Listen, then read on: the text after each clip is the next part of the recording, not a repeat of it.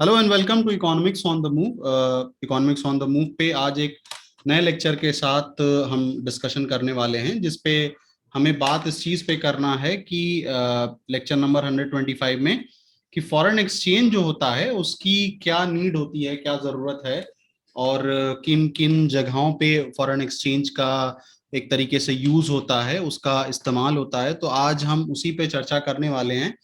शुरू करने से पहले मैं सभी साथियों से ये रिक्वेस्ट करूंगा कि आप वीडियो को लाइक कर दीजिए, शेयर कर दीजिए और साथ ही साथ ज्यादा से ज्यादा लोगों तक इसको पहुंचाइए ताकि वो सब्सक्राइब कर सकें। तो चलिए देखते हैं कि आज हमें क्या टॉपिक पे बात करनी है। अब देखिए, अगर हम बात कर रहे थे कि नीड फॉर फॉरेन एक्सचेंज की बात कर रहे थे, जरूरत क्या है।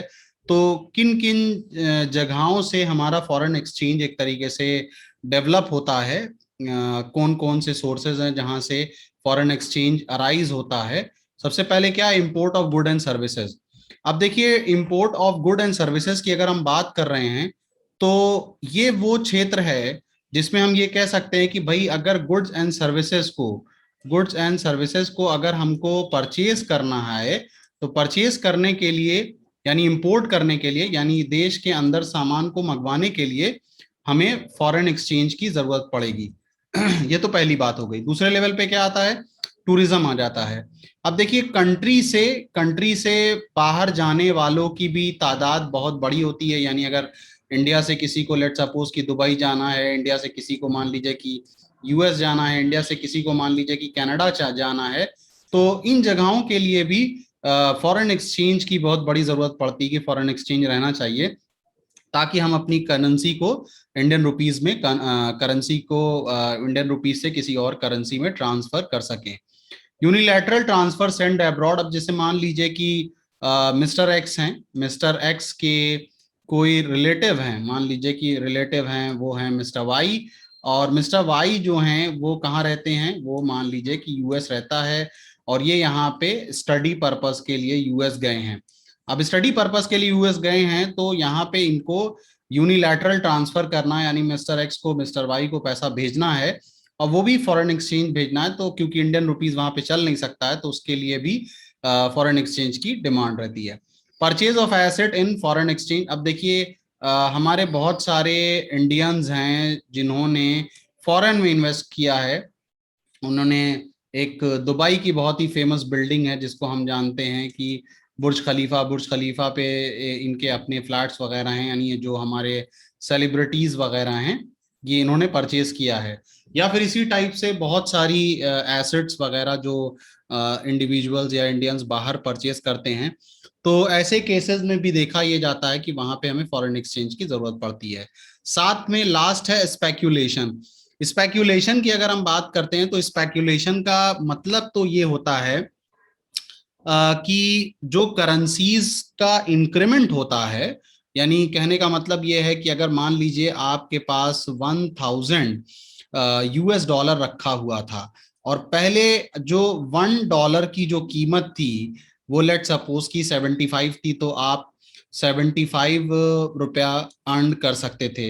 लेकिन अगर आपके पास $1000 है और अचानक से इसकी कीमत 75 से 76 पहुंच गई, तो फिर पहले केस में क्या होता, अगर प्राइस कांस्टेंट रहती तो आप 75,000 कमाते। लेकिन अब जब प्राइस इंक्रीज हो गई है तो आप कितना अर्न करोगे, 76,000 अर्न करोगे। तो स्पेक्यूलेशन का मतलब ये होता है कि जो फॉरेन करेंसीज में जो इंक्रीज और डिक्रीज होता है, जो इंक्रीज और डिक्रीज हो रहा है, इसकी वजह से जो प्रॉफिट कमाया जाता है वो स्पेक्यूलेशन होता है। अब यहाँ पे देखिए कि reason for rise in demand for foreign currency, यानी ये जो अचानक से जो हम फॉरेन करेंसीज की अचानक से हम जो हैं वो यूएस डॉलर की डिमांड इंक्रीज कर दे तो उसके पीछे क्या कारण है, क्या रीजन रहेगा। When price of a foreign currency fall, import from that foreign country become cheaper. अब देखिए क्या है कि मान लीजिए कि पहले आप 10 सामान मंगवाते थे और 75 के हिसाब से 750 रुपए आपको पे करना पड़ता था। ये तब था जब $1 वॉज इक्वल टू 75 रुपीज, ठीक है। अब मान लीजिए कि इसकी कीमत गिर गई, इसकी कीमत फॉल हो गई और फॉल होके 74 हो गया। तो अब ये कितने पे आ गया 740। Now $1 is equal to 74 rupees. ठीक है, यानी पहले एक तरीके से 10 कमोडिटी जब हम मंगवाते थे तो हम 750 रुपया पे करते थे। अब जब हम 10 कमोडिटी मंगवा रहे हैं, परचेज कर रहे हैं, इंटरनेशनल एक तरीके से टर्मिनोलॉजी में हम इसको इंपोर्ट यूज करते हैं, तो अब 10 कमोडिटी की कॉस्ट क्या रहेगी, 740 रुपया रहेगी। यानी कहीं ना कहीं हमको 10 रुपए का बेनिफिट हो रहा है। तो ये तो 10 कमोडिटी की बात कर रहे हैं। अब आप इमेजिन करिए कि जहां पे 10,000 कमोडिटी मंगवाना होता है वहां पे बहुत ज्यादा डिफरेंस हो जाता होगा। तो अगर फॉरेन करेंसी फॉल करती है तो हमारा इंपोर्ट जो होता है वो चीपर हो जाता है। When foreign currency become cheaper, it promote tourism to that country। अब देखिए जैसे मान लीजिए अचानक से बहुत सारे लोग मालदीव्स जा रहे हैं आजकल। ठीक है, अब मालदीव्स की जो अपनी जो भी करेंसी होगी उसमें मान लीजिए गिरावट आ जाएगी, तो अब क्या है कि ज्यादा से ज्यादा लोग इंडिया से मालदीव जाना शुरू करेंगे, क्योंकि इंडियन करेंसी अब मजबूत हो गई है। तो कम पैसों में भी वो मालदीव अच्छा आराम से ट्रैवल कर लेंगे, घूम लेंगे।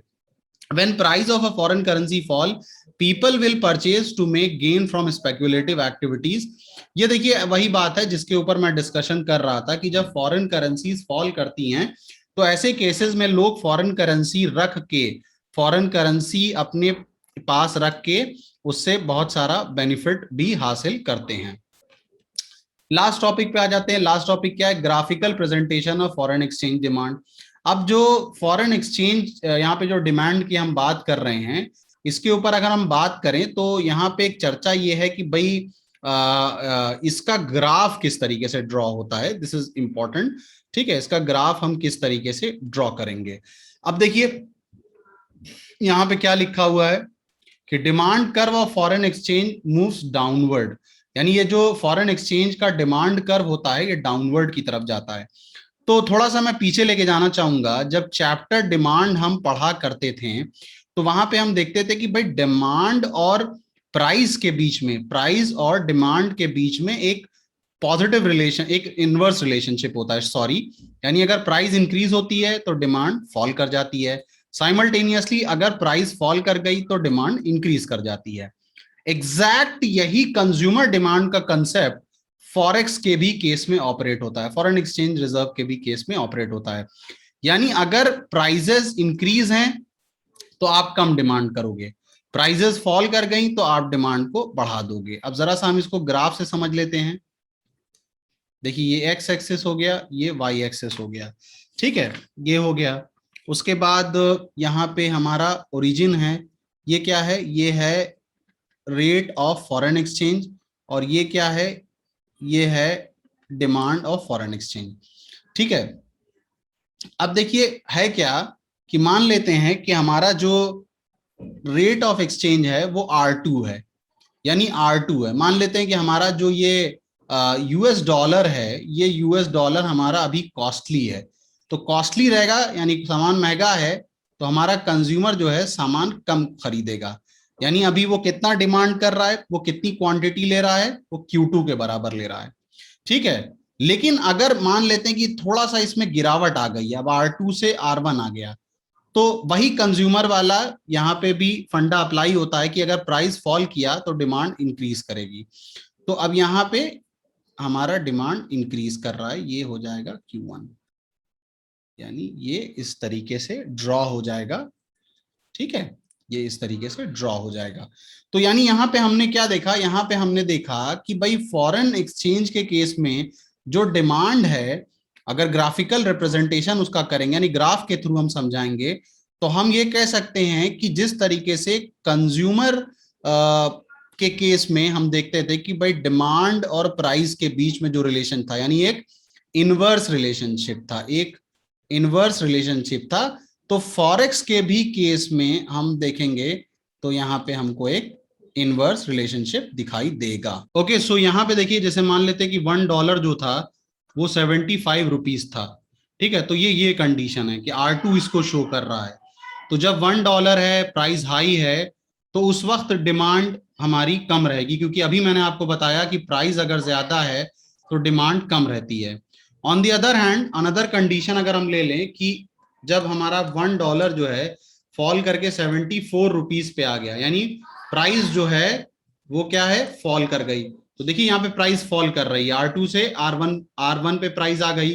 तो अब पहले जो हमारा ग्राफ था वो यहाँ पे यानी क्वांटिटी डिमांडेड यहाँ पे थी, प्राइस फॉल की है, प्राइस फॉल की है, तो अब हमारी डिमांड क्या है, इंक्रीज हो जाएगी। तो अब वो कहाँ आ जाएगा, यहाँ पे आ जाएगा। ठीक है, ओके। सो हमारा यहाँ पे प्राइस कहाँ पे आ गया है, यहाँ पे देखिए ये रेट फॉल कर गया, तो हमारी डिमांड कहाँ आ गई, यहाँ पे आ गई है, यानी ये इस तरीके से आ गया। यानी यह बात समझने वाली बस छोटी सी है कि जब भी एक्सचेंज रेट फॉल करेगा, जैसे यहाँ पे फॉल किया है, हमारी क्वांटिटी डिमांड इंक्रीज हो जाएगी। जैसा कि हम डिमांड में पढ़ा करते थे कि प्राइस फॉल करेगी तो कंज्यूमर ज्यादा खरीदेगा, तो यहाँ पे भी जब प्राइस फॉल करेगी तो डॉलर को खरीदने वाले लोग ज्यादा से ज्यादा डॉलर को उस वक्त खरीदेंगे उसकी प्राइस फॉल करने की वजह से, और जब प्राइस इंक्रीज कर जाएगी तो वो स्पेक्यूलेशन के थ्रू उसको बेच के प्रॉफिट अर्न कर लेंगे। So that was all about from this lecture of 125, जिसमें हम डिस्कशन कर रहे थे कि फॉरेन एक्सचेंज की असल में क्या जरूरत होती है डिमांड के बाद। अब नेक्स्ट जो हम टॉपिक लेने वाले हैं वो सप्लाई पे भी हम बात करेंगे और उसको भी समझने की कोशिश करेंगे। So that was all about from this lecture number 125. So stay blessed guys and keep on watching Economics on the Move. Thank you.